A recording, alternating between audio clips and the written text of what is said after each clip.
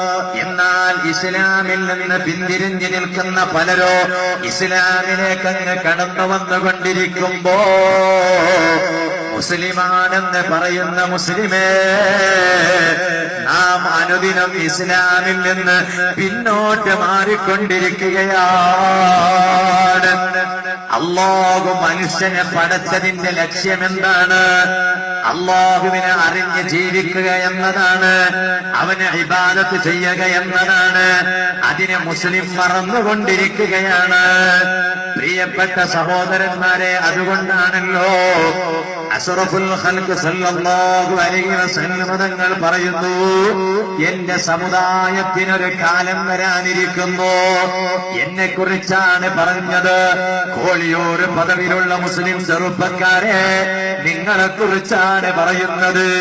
എന്റെ സമുദായത്തിന്റെ മേലൊരു കാലം വരാനിരിക്കുന്നു. ആ കാലഘട്ടത്ത് മുസ്ലിമീങ്ങൾക്ക് ചെറിയ വില പോലും ഉണ്ടാവാറില്ല. എത്രത്തോളം എന്നറിയുമോ?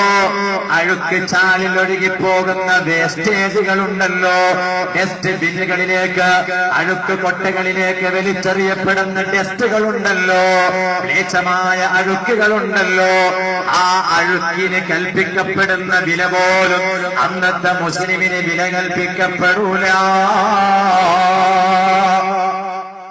നബി സല്ലല്ലാഹു അലൈഹി വസല്ലം തങ്ങൾ ഇത് പറഞ്ഞപ്പോ ശബ്ദം ശ്രവിച്ചുകൊണ്ടിരുന്ന സ്വഹാബത്ത് എണീറ്റ് നിന്ന് ചോദിക്കുകയാണ്, അല്ലയോ തിരുദൂതരേ,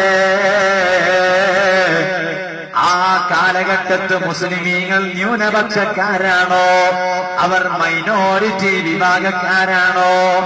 നബി സല്ലല്ലാഹു അലൈഹി വസല്ലം തങ്ങൾ പറഞ്ഞു, ഇല്ല ഇല്ല, അവരന്ന് ന്യൂനപക്ഷക്കാരല്ല.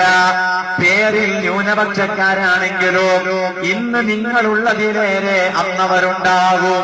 അവർക്ക് ഹെൽത്ത് ഉണ്ടാകും, അവർക്ക് വെൽത്ത് ഉണ്ടാകും, അവരിൽ സ്ട്രെങ്ത് ഉണ്ടാകും, അവർക്ക് ആരോഗ്യമുണ്ട്, അവർക്കന്ന് അധികാരമുണ്ട്, അവർക്കന്ന് പത്രാസുണ്ട്, അവർക്കന്ന് സ്ഥാനമാനങ്ങളുണ്ട്, അവരിൽ വലിയ വലിയ കോടീശ്വരന്മാരുണ്ട്, വലിയ വലിയ സമ്പന്നരുണ്ട്, വലിയ വലിയ പണക്കാരുണ്ട്. നബി സല്ലല്ലാഹു അലൈഹി വസല്ലം തങ്ങൾ പറയുകയാണ്, എന്നിട്ടും അവർക്ക് അഴുക്ക് കൊട്ടയിൽ സൂക്ഷിക്കപ്പെടുന്ന അഴുക്കിന്റെ വില പോലും ആ കാലഘട്ടത്തുള്ള മുസ്ലിമീങ്ങൾക്ക് വില കൽപ്പിക്കപ്പെടൂല. എന്തുകൊണ്ടാണെന്നറിയുമോ? യുഹിബ്ബൂന ദുനിയാ വയൻസൗനൽ ആഖിറ. മനുഷ്യ സൃഷ്ടിപ്പിന്റെ ലക്ഷ്യത്തെ അവൻ മറക്കുന്നു. ആ കാലഘട്ടത്ത് മനുഷ്യ സൃഷ്ടിപ്പിന്റെ ലക്ഷ്യം അവൻ മറക്കുന്നു.